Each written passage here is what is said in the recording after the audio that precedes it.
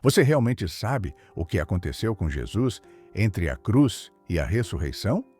A maioria das pessoas nunca parou para pensar. A cena que conhecemos é forte. O Filho de Deus crucificado, pendurado entre dois ladrões, enquanto o mundo observava em silêncio.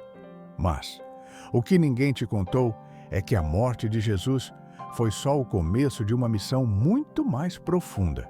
Poucos sabem, mas há um versículo na Bíblia que afirma que Jesus desceu ao inferno. Sim, você ouviu certo. Ele desceu. E o que ele fez lá embaixo é algo que muda completamente tudo o que achamos que sabemos sobre céu, inferno, morte e redenção.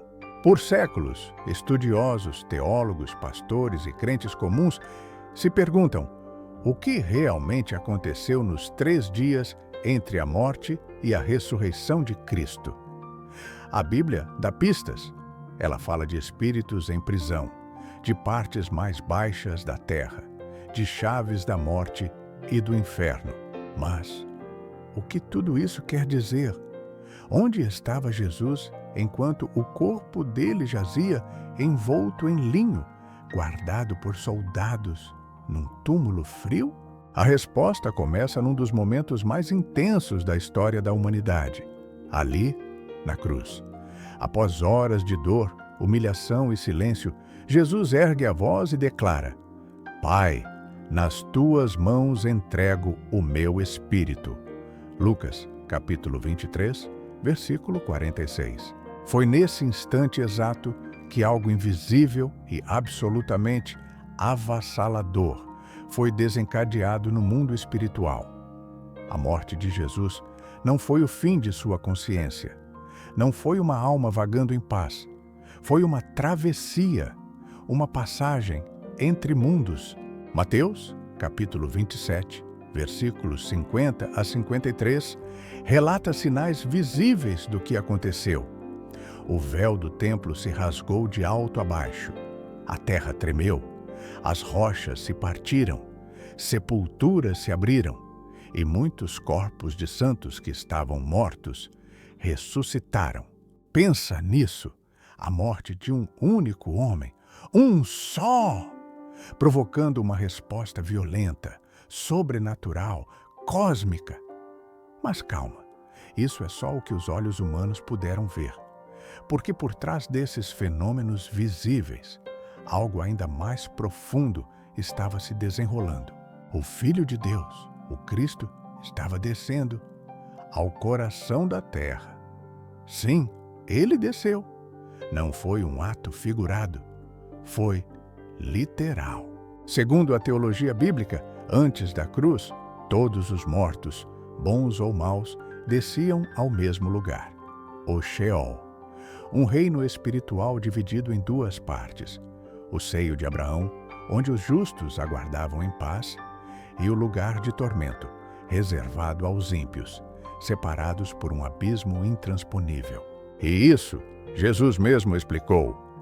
Lembra da parábola do rico e Lázaro? Lucas, capítulo 16? Ali, ele descreve o destino de 2 homens após a morte. Lázaro vai para o seio de Abraão, o rico para o lugar de tormento, em agonia. Ambos estão conscientes, ambos lembram da vida passada, ambos estão em espera, mas só um está em consolo, enquanto o outro está em agonia eterna. É nesse cenário sombrio, misterioso, profundo, que se desenrola a próxima etapa da missão do nosso Redentor. E antes que alguém diga que foi um acidente, Jesus já tinha deixado claro: ninguém tira a minha vida, eu a dou por minha própria vontade. João, capítulo 10, versículo 18. Ou seja, mesmo após entregar o Espírito, Jesus não estava passivo. Ele seguia em plena autoridade espiritual. O mundo via um cadáver, mas o céu e o inferno sabiam que ele estava em missão. O véu rasgado, mencionado em Mateus, capítulo 27, versículo 51, é a prova visível de que o acesso ao Pai estava sendo restaurado. Mas essa restauração não começou no céu. Ela começou nas profundezas. A jornada do Cristo morto não começou nas nuvens, não. Começou no centro das sombras. E sabe o que é mais impactante? Isso tudo já estava profetizado. No Salmo 16, versículo 10, Davi declara: Pois não deixarás a minha alma no Sheol, nem permitirás que o teu santo veja corrupção. Pedro cita exatamente essa passagem em Atos 2, versículos 27 a 31, e aplica diretamente a Jesus. O texto é claro. Jesus desceu, mas não permaneceu. Ele entrou nas regiões da morte com um propósito definido. Não foi curiosidade doutrinária, foi missão celestial. Enquanto seu corpo era envolto em linho, enquanto os soldados montavam guarda, enquanto seus discípulos choravam, a alma do Salvador estava viva, consciente e em movimento. O que o mundo via era silêncio, mas nos bastidores do plano eterno, as estruturas espirituais estavam sendo abaladas. A morte foi ferida, o inferno estremeceu, o invisível foi invadido. Mas a pergunta ainda ecoa: o que Jesus encontrou ao cruzar o limite da vida? Quem estava lá? Por que ele precisou descer até o Sheol? É hora de mergulhar nesse domínio que muitos preferem ignorar, mas que guarda um dos segredos mais poderosos da fé cristã. Imagina o cenário. Enquanto a terra permanecia em silêncio, o corpo de Jesus repousava frio no túmulo, envolto em linho. Os guardas estavam alertas, os discípulos escondidos. Com medo, o mundo parecia parado, mas no mundo invisível, Jesus estava caminhando. Ele não flutuava, não pairava em contemplação, ele marchava com autoridade. Cada passo nas profundezas do Sheol fazia tremer as paredes do reino da morte. O Filho de Deus havia descido ao coração da existência humana. E ele não veio só para olhar, ele veio para declarar. Mas antes de libertar os justos, Jesus precisava encarar outra realidade: os espíritos em prisão. Sim, havia mais do que almas humanas ali embaixo. Existiam seres espirituais aprisionados desde os dias de Noé, aguardando julgamento. Seres que ultrapassaram os limites estabelecidos por Deus. Seres caídos. Lá em 1 Pedro 3, 18, 20, lemos algo impactante. Cristo padeceu uma vez pelos pecados, o justo pelos injustos, para levar-nos a Deus. Foi morto na carne, mas vivificado pelo Espírito, no qual também foi e pregou aos espíritos em prisão. Essa passagem não é simbólica, ela carrega um peso eterno. Esses espíritos em prisão são mencionados também em Judas, verso 6. E aos anjos que não guardaram seu estado original, mas abandonaram sua própria habitação, Deus reservou em prisões eternas, em trevas, para o juízo do grande dia. E em 2 Pedro 2,4: Pois Deus não poupou os anjos que pecaram, mas os lançou no inferno, entregando-os a cadeias tenebrosas, reservados para juízo. Esses não estavam no mesmo Sheol onde os justos aguardavam. Eles estavam em um nível mais profundo, um abismo espiritual, isolados do resto. Eles sabiam que algo viria. Eles esperavam pela promessa. E então, ele chega. Eles não esperavam redenção. Eles esperavam sentença. E o que Jesus fez? Ele não foi até eles com misericórdia. Não.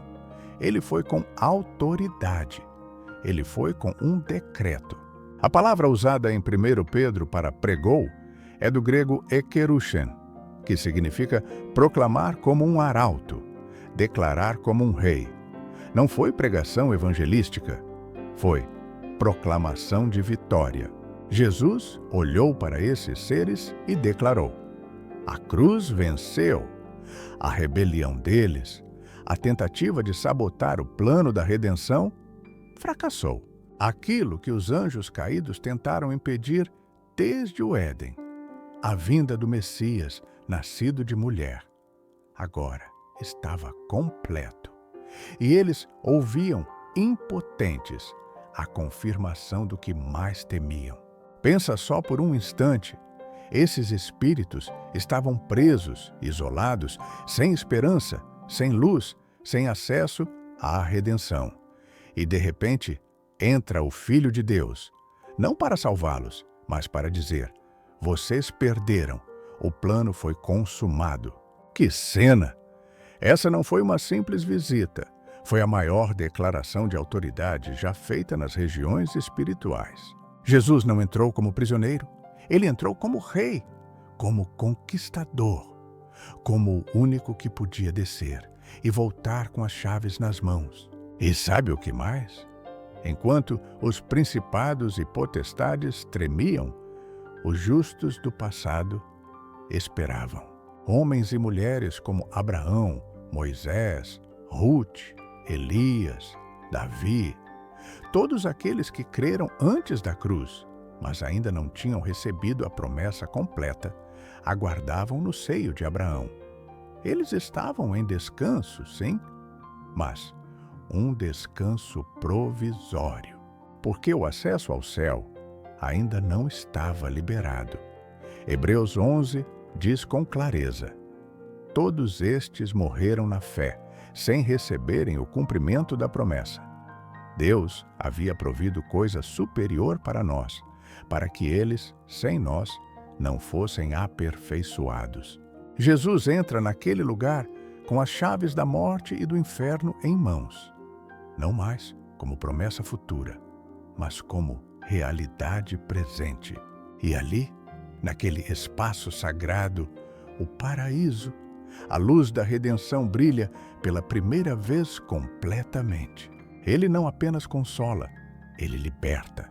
Efésios 4, 8, 10 confirma: subindo ao alto, levou cativo o cativeiro e deu dons aos homens.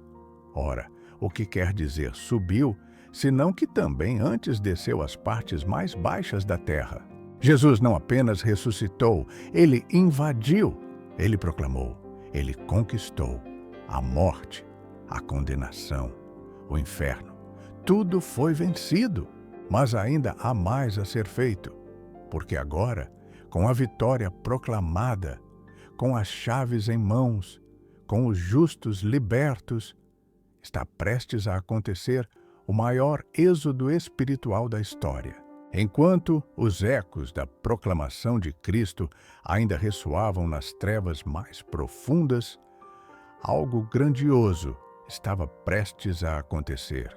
Nos recantos silenciosos do paraíso, homens e mulheres de fé, que durante séculos aguardaram pela promessa, estavam prestes a ver, com os próprios olhos, o cumprimento do que creram sem nunca terem visto. Eles estavam ali, todos: Abraão, Isaque, Jacó, Moisés, Davi, Daniel, Esther, Ruth, Elias. Gente que viveu, que lutou, que acreditou. Homens e mulheres que atravessaram gerações confiando em Deus, mas que ainda não podiam entrar plenamente em sua presença, porque até então o céu não estava aberto. O véu que separava a humanidade do Santo dos Santos ainda não havia sido removido por completo. A redenção ainda não tinha sido finalizada. E é exatamente por isso que Jesus precisava descer, para proclamar, para conquistar, para abrir o caminho. E agora, com as chaves da morte em mãos, ele está diante dos justos e faz aquilo que ninguém antes foi capaz de fazer. Ele liberta. Sim, ele os conduz. Ele guia o exército de fiéis, não em lamento, mas em triunfo.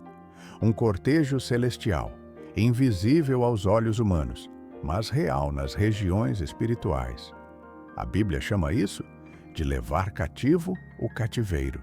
Efésios capítulo 4, versículo 8 declara: subindo ao alto, levou cativo o cativeiro e deu dons aos homens. Não foi metáfora, foi literal. Aqueles que estavam cativos, ainda que em honra, foram libertos. O paraíso, antes nas profundezas, foi elevado. Mateus 27, 152, 53, revela algo poderoso. E os sepulcros se abriram, e muitos corpos de santos que dormiam foram ressuscitados, e saindo dos sepulcros, depois da ressurreição dele, entraram na cidade santa e apareceram a muitos. Pouco se fala sobre isso, mas está ali, escrito, registrado. A ressurreição de Jesus arrastou consigo uma porção dos justos que aguardavam no paraíso. Eles não ressuscitaram antes dele.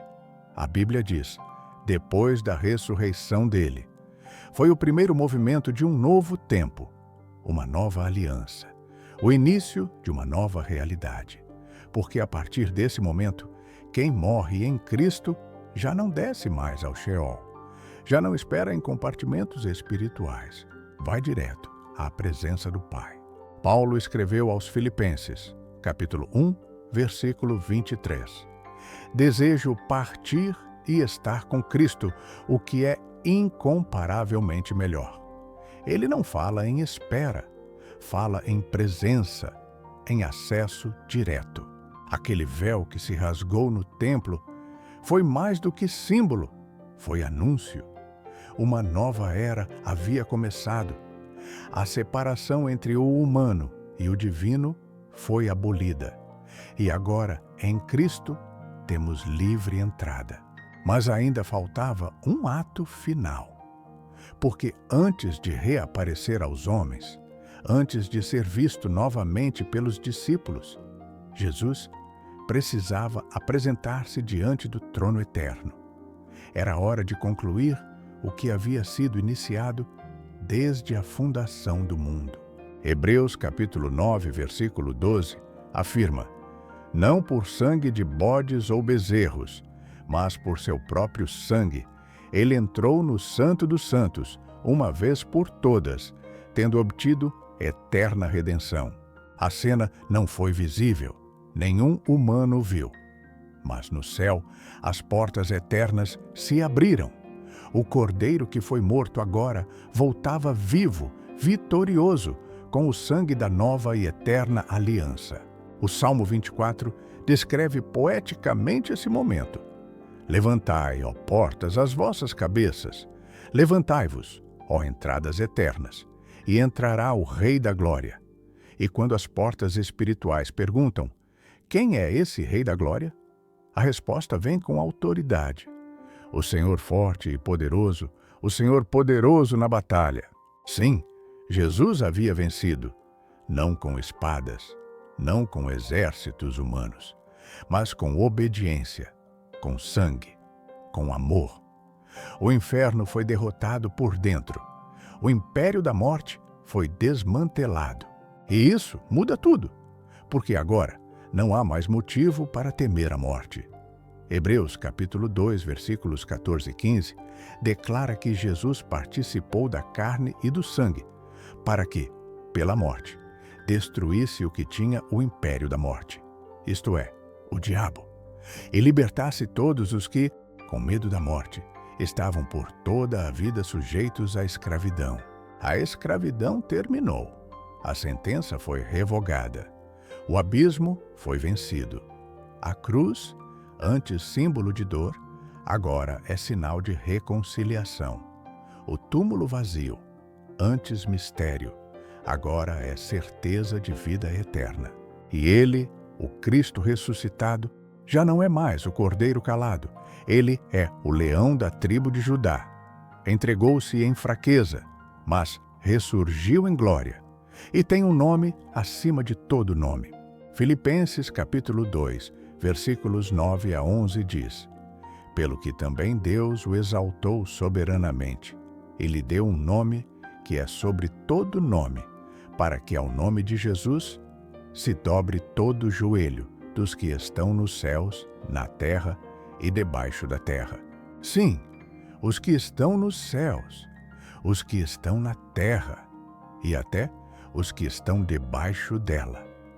Todos reconhecerão, todos se dobrarão. Mas a pergunta que permanece é: quantos compreendem o que realmente aconteceu nesses 3 dias? Muitos celebram a cruz, outros o túmulo vazio.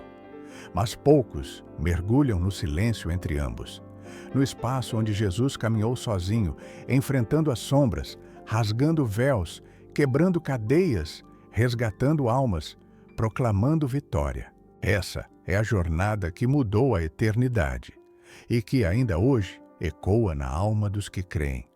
Se hoje você compreende essa verdade, se sente o Espírito Santo te tocando através dessa mensagem, então talvez seja a hora de tomar uma decisão. Se você se afastou dos caminhos de Deus, ou talvez nunca tenha entregado de verdade a sua vida a Jesus, agora é o momento. Comente: eu te aceito, Senhor Jesus, como meu único e suficiente Senhor e Salvador.